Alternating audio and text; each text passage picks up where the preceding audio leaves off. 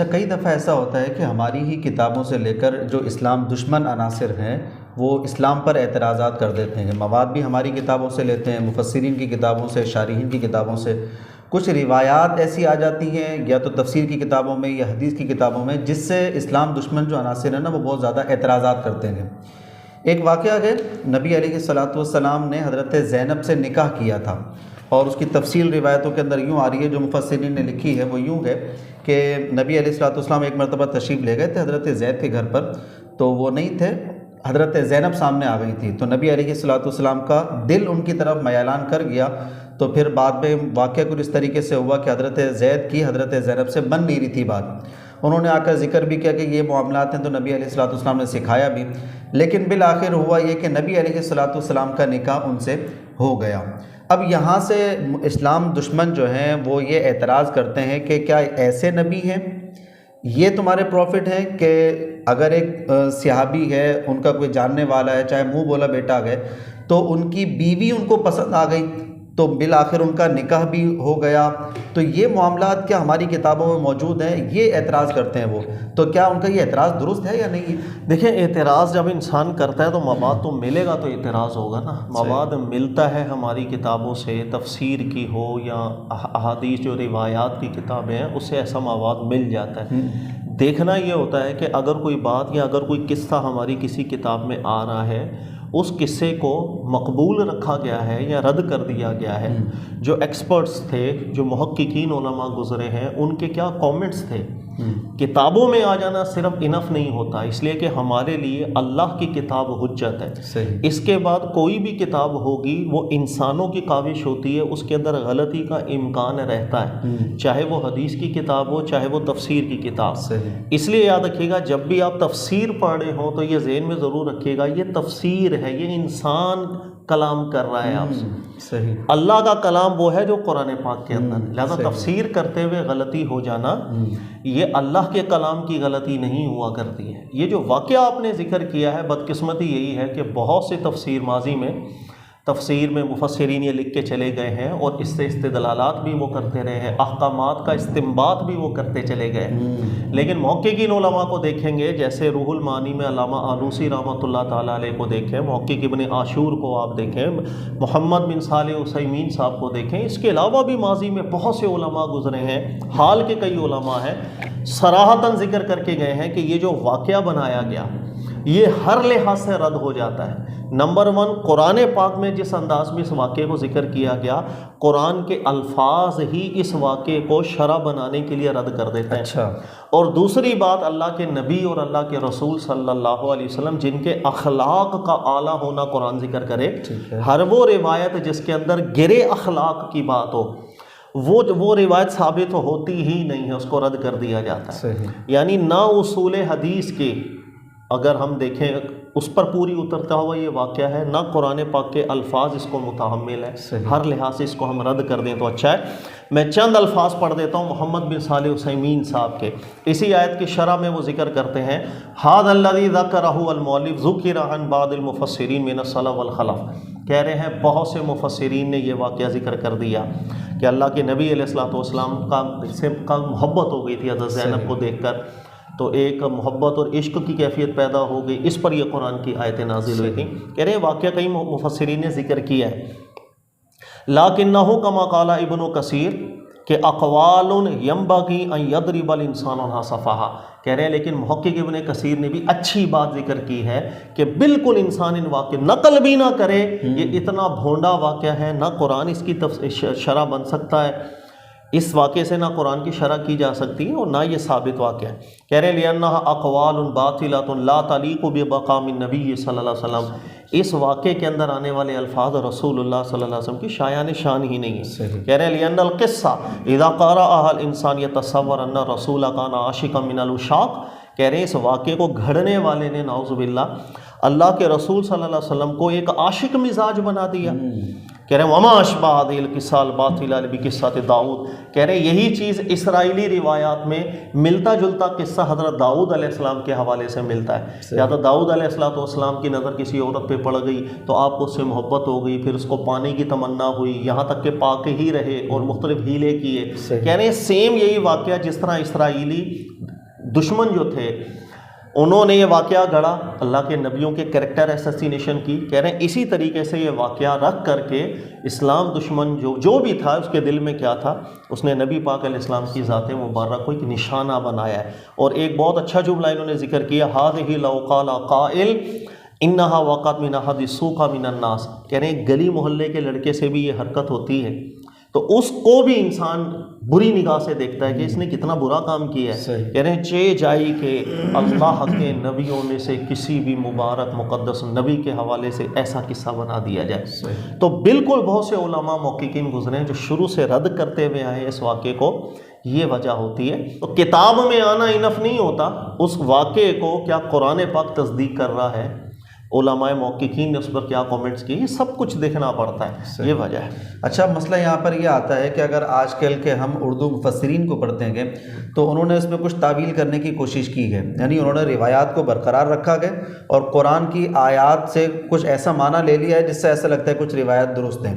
اب وہ معنی کچھ اس طریقے سے لیا کہ اللہ نے پہلے یہ وحی خفی کر دی تھی نبی علیہ الصلوۃ والسلام کو کہ زید کی طلاق ہو جائے گی، تو نبی علیہ الصلوۃ والسلام نے پھر ان سے نکاح کا ارادہ فرما لیا۔ اب مسئلہ یہاں پر یہ آ رہا ہے کہ حضرت زید سے جو حضور فرما رہے ہیں ان امسک علیک زوجک، نہیں طلاق وغیرہ تک بات نہیں جانی چاہیے، تم اس کو اپنے پاس رکھو اور اس سے بنا کر رکھو، اخلاقیات سے پیش آؤ، یہاں پر حضور یہ تعلیم دے رہے ہیں۔ اور وحی خفی اگر ہوئی ہے تو یہ ہوئی ہے کہ ہاں آپ کا نکاح بعد میں اس زینب سے ہو جائے گا، زید ان کو طلاق دے دیں گے، یہ بات ہو رہی ہے۔ اب وہاں پر بعض اردو مفسرین یہ کہتے ہیں پھر اگلی جو آیت آ رہی ہے نا، وہاں پر اللہ رب العزت عتاب فرما رہے ہیں، یعنی ڈانٹ ڈپٹ ہو رہی ہے اپنے نبی کو کہ آپ نے یہ جو ارادہ کیا تھا زینب سے نکاح کا، تو اس پر اللہ تعالیٰ ڈانٹ پلا رہا ہے۔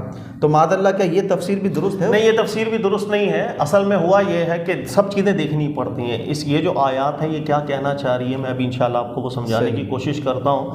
لیکن بہت سے مفسرین اس جانب چلے گئے، اس واقعے کو یوں انہوں نے بٹھایا کہ ممکن ہے کہ اللہ کے نبی علیہ السلام پر پہلے وحی ایک ہو گئی ہو، جیسے ام المومنین عائشہ صدیقہ کے حوالے سے بھی ہو گئی تھی کہ عنقریب ہی آپ کی زوجہ بنے گی۔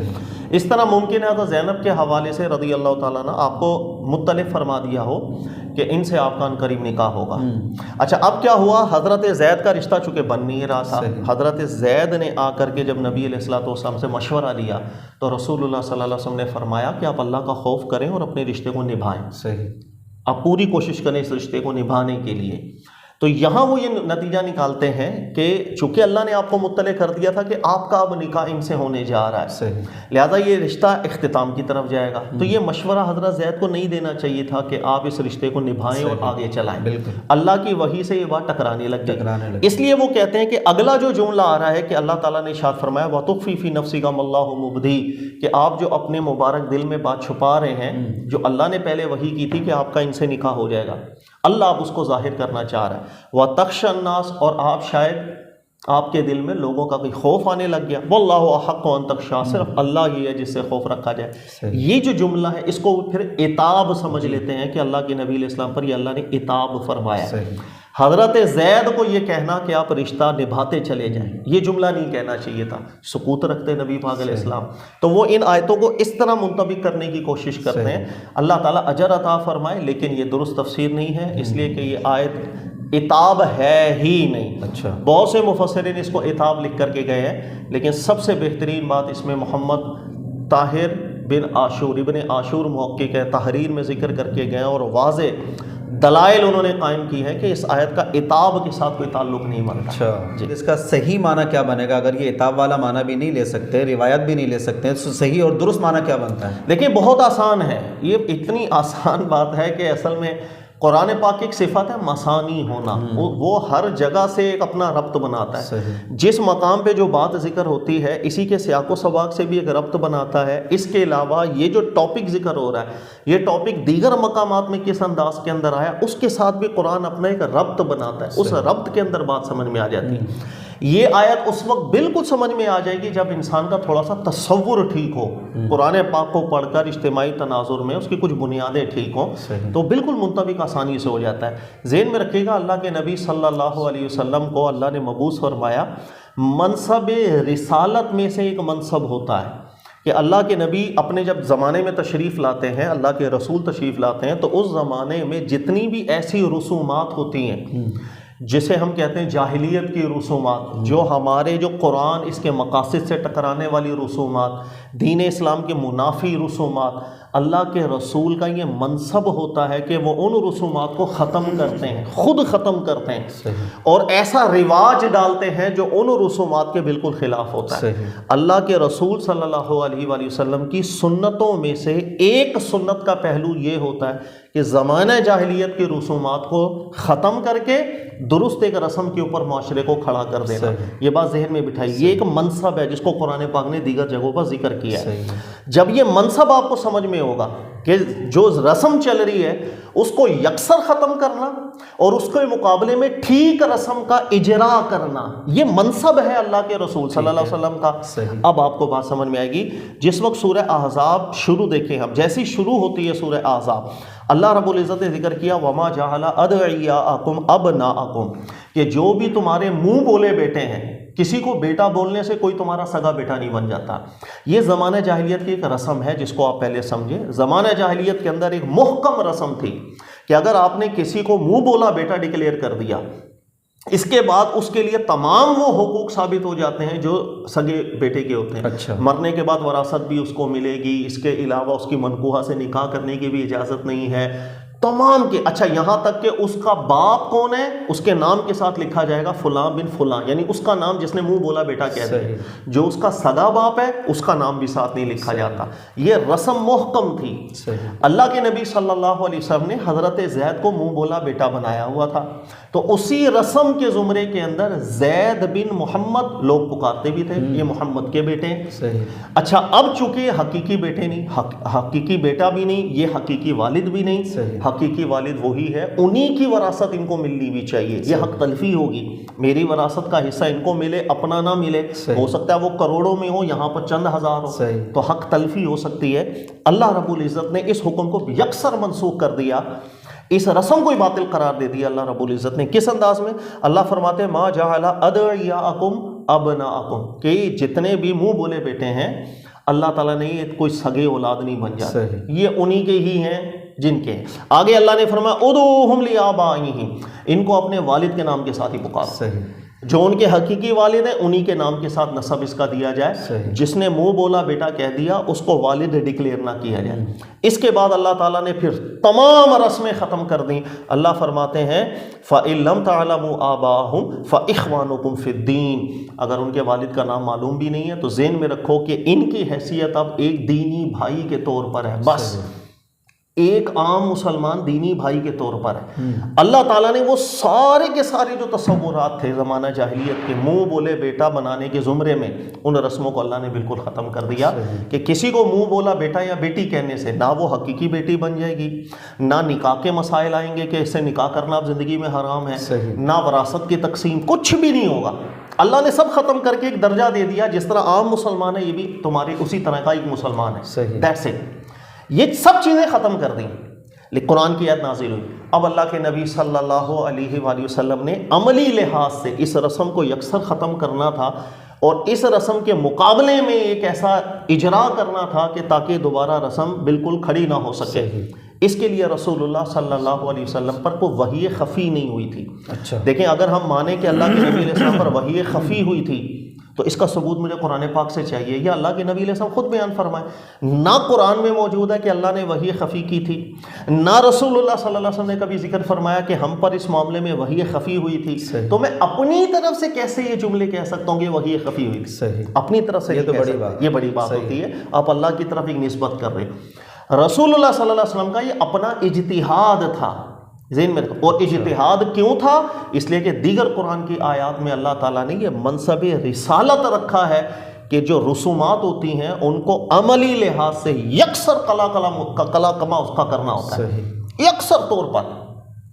اور رسول اللہ صلی اللہ علیہ وسلم کا یہ اپنا اجتہاد تھا کہ زید کا حضرت زینب کے ساتھ رشتہ بن نہیں رہا، زید رشتے میں مسائل چلتے چلے جا رہے ہیں، اللہ کے نبی علیہ الصلوۃ والسلام کا اپنا مبارک اجتہاد اس جانب مائل تھا، اگر زید زینب کو طلاق دے دیں، اگر زید زینب کو طلاق دے دیں گے تو ان سے ہم نکاح کریں گے، ہمارا یہ عمل پریکٹیکلی تمام کی تمام رسومات کو کلا کما کر دے گا اس کا۔ اچھا، بالکل، یہ نبی پاک علیہ السلام کا اپنا مبارک اجتہاد تھا، اسی اجتہاد کو نبی علیہ السلام نے اپنے قلب مبارک میں رکھا تھا۔ یہ اجتہاد کیوں تھا؟ یہ منصب ہے نبی پاک علیہ السلام کا جو قرآن ذکر کرتا ہے۔ اب بات سمجھ میں آئی؟ اب ہوا یہ کہ حضرت زید شکایت لے کر آ رہے ہیں کہ یعنی یہ رشتہ میں نہیں رکھنا چاہ رہا، میں اس کو طلاق دینا چاہ رہا ہوں۔ اب اللہ کے نبی علیہ السلام پر کیا لازم تھا؟ آپ مجھے بتائیے گا، کیا اللہ کے نبی علیہ السلام فرماتے کہ آپ طلاق دے دیں؟ نہیں، اور رسول اللہ صلی اللہ علیہ وسلم پر نصیحت کرنا لازم ہے، ہم پر بھی نصیحت کرنا لازم۔ نبی علیہ السلام نے فرمایا نہیں، اللہ کا خوف کرے، رشتے کو نبھائیں۔ اس لیے کہ اجتہاد مبارک اگر کے اوپر تھا کہ اگر یہ رشتہ ٹوٹ جاتا ہے تو پھر ہم ان سے نکاح کریں گے تاکہ وہ رسم بالکل ختم ہو جائے۔ اس لیے نبی پاک علیہ السلام کا حضرت زید کو نصیحت کرنا کسی بھی طرح کی اللہ کی وحی کی خلاف ورزی نہیں تھی، وہ ایک بالکل اچھی نصیحت تھی جو ہر شخص کرتا ہے۔ اچھا، اس کے بعد کیا ہوا؟ اب ان کا رشتہ نہیں بنا، جب رشتہ نہیں بنا تو انہوں نے طلاق دے دی۔ اللہ رب العزت کی طرف سے آیات نازل ہوئیں، اللہ نے معاملے کو بالکل کلیئر کر دیا کہ آپ کے دل میں جو اجتہاد تھا کہ اگر زید طلاق دے دیں تو آپ نے ان سے نکاح کر کے اس رسم کو عملی لحاظ سے توڑ دینا ہے، یہ جو اجتہاد آپ کے دل میں تھا اللہ بیان کریں، اس کو ہم خود کھول رہے ہیں تاکہ قرآن کی ایک نص اس پر وارد ہو جائے۔ اور اللہ رب العزت نے پھر ذکر کیا وہ مبارک اجتہاد کیا تھا جو آپ کے قلب میں تھا، وہ یہ تھا کہ فلما قضى زید منها وطرا، کہ جب زید اس رشتے کو بالکل ختم کر دے گا تو اللہ کی طرف سے اس نکاح کا اذن آپ کو مل جائے، آپ نے ان سے نکاح کرنا ہے تاکہ رسم بالکل ختم ہو جائے۔ اب قرآن کی ان آیات کو دیکھیں جو شروع میں نے آپ کو بتائی کہ اللہ نے سب سے پہلے ختم کر دیا سب کچھ۔ اب دیکھیں اللہ فرماتے ہیں وَإِذْ تَقُولُ لِلَّذِي أَنْعَمَ اللَّهُ عَلَيْهِ وَأَنْعَمْتَ عَلَيْهِ، جس وقت آپ نصیحت فرما رہے ہیں زید کو، اور زید کون ہے؟ جس پر اللہ تعالیٰ نے انعام کیا، اللہ کے رسول صلی اللہ علیہ وسلم نے ان پر انعام کیا تھا۔ امسک علیک زوجک واتق اللہ، کہ آپ اپنے رشتے کو اچھی طرح نبھائیں، اللہ کا خوف کریں، رشتہ نبھائیں، آپ یہ نصیحت کر رہے ہیں۔ وَتُخْفِي فِي نَفْسِكَ، اور آپ کے دل میں ایک مبارک اجتہاد تھا کہ ان کا رشتہ بن نہیں رہا، اگر یہ رشتہ ختم ہو جائے تو ہم ان سے نکاح کر کے اس رسم کو بالکل ختم کریں گے، یہ آپ کے مبارک دل میں اجتہاد تھا۔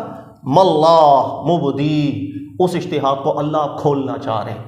وَتَخْشَى النَّاسَ، لوگوں کا خوف نہ کریں۔ وَاللَّهُ أَحَقُّ أَن تَخْشَىٰ، اللہ کا خوف اپنے دل میں رکھیں، مبارک قلب میں رکھیں۔ اللہ نے فرمایا، اب وہ جو اجتہاد اللہ نے کھول دیا، فَلَمَّا قَضَىٰ زَيْدٌ مِّنْهَا وَطَرًا، جب زید نے طلاق دی، رشتے کو بالکل ختم کر دیا، زَوَّجْنَاكَهَا، ہمارے اذن سے آپ کا نکاح ہوا حضرت زینب سے۔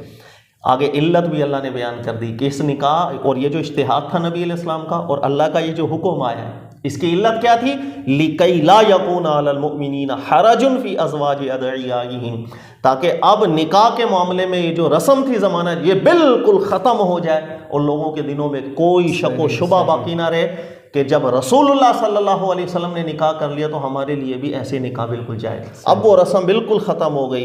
اِذَا قَضَوْا مِنْهُنَّ وَطَرًا، کہ جب منہ بولے بیٹے کوئی رشتہ ختم کر دیں تو ان کے لیے یہ رشتہ حلال ہوتا ہے۔ وَقَانَ أَمْرُ اللَّهِ مَفْعُولًا، اور اللہ تعالیٰ کا جو امر ہے وہی ہو کے رہتا ہے۔ اب آیت سمجھ میں، اس کے اندر کوئی ٹینشن والی بات نہیں، نہ وحی خفی کی بات تھی، صرف پرابلم یہ ہوتی ہے رسول اللہ صلی اللہ علیہ وسلم کا جو منصب ہے، منصب رسالت جس کو اللہ نے متعین کیا، ہمیں جب وہ اس کی فہم نہیں ہوتی ہے تو ہم آیات کو ٹھیک سمجھ نہیں سکتے۔ یہ نبی علیہ الصلوۃ والسلام پر لازم تھا۔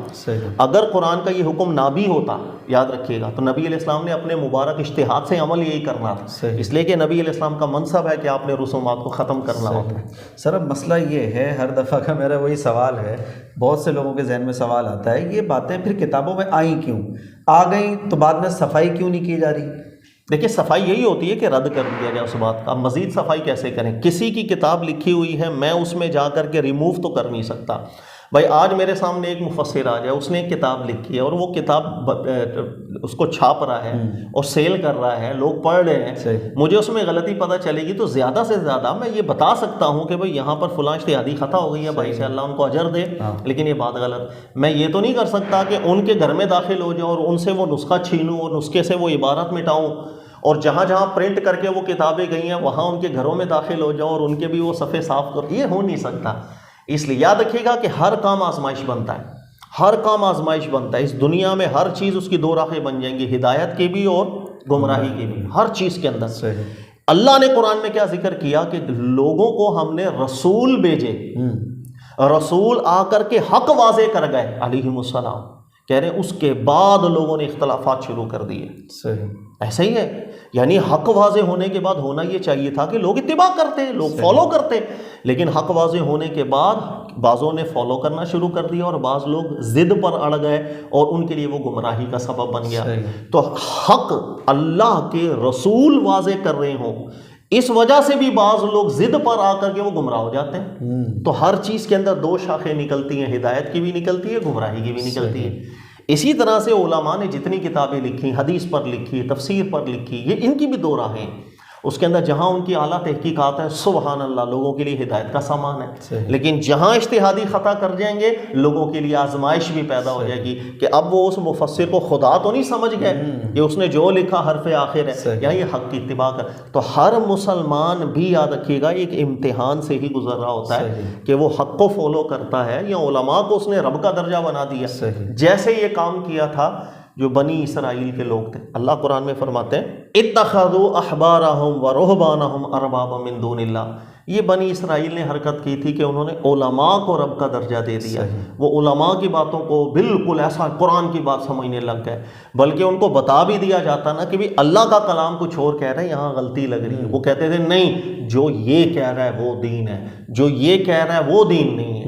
تو انہوں نے رب کا سٹیٹس، رب والے احکامات لگا دیے تھے علماء کے ساتھ۔ اسی طرح ہر مسلمان امتحان میں ہوتا ہے کہ وہ علماء کو رب کا درجہ تو نہیں دے رہا، غلطی کو غلطی سمجھ رہا ہے، حق کی اتباع کر رہا ہے یا نہیں کر رہا، یہ وجوہات ہے۔ اچھا، بعض روایات نکال کے جو اسلام دشمن عناصر اعتراضات کر رہے ہیں، شاید وہ اسی وجہ سے کہ ان کو اصول نہیں معلوم کہ ان کتابوں کو پڑھنے کے اصول کیا گئے، کہ اس میں کس بات کو قبول کیا گیا ہے، کس بات کو رد کیا گیا ہے، یہی نتیجہ نکلتا ہے اس میں؟ ہاں بالکل ایسا ہی، اعتراض مل جاتا ہے، اعتراض تو براہ راست قرآن پہ بھی کوئی کر دے گا، بات یہ کہ وہ اعتراض معقول ہے یا غیر معقول اعتراض ہے، کسی بھی چیز پر اعتراض کیا جا سکتا ہے۔ بھائی دیکھو، ابھی کچھ ہی عرصہ پہلے 2024 کی بات کر رہا ہوں، سائنس کی بڑی اعلیٰ تحقیق سامنے آئی تھی کہ جس کی شادی ہو جائے، شادی شدہ کو ہائی بلڈ پریشر کا مرض نہیں لگتا۔ اچھا، اور یہ باقاعدہ سے جیو نیوز کے اوپر میں نے خود سنی بھی ہے، یہ تحقیق کو انہوں نے ذکر کیا کہ یار اعلیٰ درجے کی تحقیق سے بات ثابت ہوئی ہے کہ شادی شدہ کو ہائی بلڈ پریشر نہیں ہوتا۔ سر اعتراض تو بن جائے گا، بلکہ ہر پاکستانی اٹھ کے کہے گا کیا فضول قسم کی تحقیق ہے بھائی، ہوتا ہی ہمارے یہاں پاکستانیوں کو تو ہوتا ہی شادی کے بعد ہے بلڈ پریشر، بھائی دماغ خراب، چڑ چڑ چڑ چڑ۔ وہ کہتا ہے مجھے تو میں دوستوں میں رہتا ہوں بالکل فریش رہتا ہوں یار، میں جیسے ہی گھر پہ جاتا ہوں پارا ہائی ہو جاتا ہے۔ نہیں، اب میرا بات کیا ایسا نہیں ہے، اعتراض تو بن گیا، لیکن جب کوئی جملہ آئے گا سائنسدانوں کی تحقیق، میں اس کو اس پیرائے میں جب تک جا کے نہیں دیکھوں گا وہ کیا کہنا چاہ رہے ہیں، کس جہت کے اندر وہ بات کر رہے ہیں، تب تک مجھے بات سمجھ میں نہیں آئے۔ اسی طریقہ کار سے قرآن پاک ہے یا ہمارے پاس جو دینی مواد، اس کو جب تک اس پیرائے میں نہیں دیکھا جاتا جس پیرائے میں وہ کلام کر رہا ہے، باہر بیٹھ کے اعتراضات ہو جائیں گے، دنیا کی ہر چیز پر ہو جاتے ہیں، اس میں کیا۔ اچھا، آپ نے بیچ میں ذکر کیا تھا سنت کا، کہ سنت کا ایک طریقہ کار یہ بھی ہوتا ہے کہ نبی علیہ السلام اپنی طرف سے کچھ اجتہاد فرماتے ہیں، دماغ میں کچھ بات آتی ہے، اس پر اگر اللہ تعالیٰ تنبیہ نہ فرمائے تو وہی چیز سنت بن جاتی ہے۔ زمانہ جاہلیت کے رسومات کو توڑنا، جی، یہ ایک منصب ہوتا ہے رسالت کا۔ صحیح، جی، مطلب ایک سنت بن جاتی ہے نا اس طریقے سے۔ اس کی دو راہیں ہوتی ہیں، اگر تو قرآن پاک اس پر آیت نازل کر دے پھر اس کی نسبت قرآن کی طرف براہ راست ہوتی ہے، اگر قرآن پاک اس پر نص نہ کرے لیکن اس رسم کو صرف رسول اللہ صلی اللہ علیہ وسلم توڑیں، اور اللہ رب العزت کی چونکہ تائید ہو جاتی ہے نا اس کے رد کے اوپر، قرآن نے آیت نہیں نازل کی، وہ چیز خاص طور پر رسول اللہ کی سنت بھی ہو جاتی ہے صلی اللہ علیہ وسلم۔ ایک جہت ہے سنت نبی علیہ السلام کی، یہ بھی۔ اب میں یہ سوال کرنا چاہ رہا تھا اس پر کہ ابھی سنت کی بات چلی تو ذرا یہ تھوڑا سا وضاحت کے ساتھ بتا دیجئے، سنت کسے کہتے ہیں کہ اللہ کے نبی کی یہ سنت ہے؟ کیونکہ سوشل میڈیا پر بہت زیادہ اس پر واویلا بھی ہو رہا ہے اور بہت سارے میسیجز بھی مجھے موصول ہو رہے ہیں کہ آپ بتائیے کہ سنت کیا ہے، مفتی صاحب سے وضاحت۔ اس پر خیال الگ پروگرام اگر آپ رکھیں، آپ ہر دفعہ یہ کہتے ہیں اور ٹائم نہیں دیتے، ٹائم بنتا نہیں ہے ملاقات کا۔ نہیں، یہ لمبا موضوع ہے، ایک تفصیل طلب بحث ہے، اس کے اندر بہت ایک کنفیوژن ہوتی ہے۔ بھائی ہم قرآن سے فیصلہ کریں گے، جو قرآن پاک نے اللہ کے نبی علیہ السلام کا منصب رکھا ہے، سیدھی سیدھی قرآن کی آیت ہے۔ جو بندہ سنت کی جو تعریف کر رہا ہے وہ تعریف قرآن کر رہا ہے تو ٹھیک ہے مان لینا جی، اگر وہ تعریف قرآن نہیں کر رہا تو بھائی معذرت، ہم خدا نہیں بنا سکتے کسی عالم کو، ویری سمپل۔ تو قرآن پاک نے رسول اللہ صلی اللہ علیہ وسلم کے لیے کیا منصب متعین کی، ہر رسول کا وہ منصب متعین کیا ہے، وہی منصب جو ہوتا ہے وہ ان کی آگے سنت کہلاتی ہے۔ اس کو الگ پروگرام میں ہم ذکر کرتے ہیں، میں مختصراً آپ کو یہ ذکر کر دیتا ہوں کہ سوشل میڈیا پہ جتنی بحثیں چل رہی ہیں یہ بہت اچھی ہیں، اللہ تعالیٰ سب کو ثواب دے، لیکن یہ کامل بحث نہیں ہے، بہت سے پہلو سنت کے مس ہو گئے، بلکہ بہت اہم پہلو سنت کے مس ہے، تو اس پہ تفصیلی گفتگو چاہیے انشاءاللہ۔ ٹھیک ہے سر، بہت شکریہ۔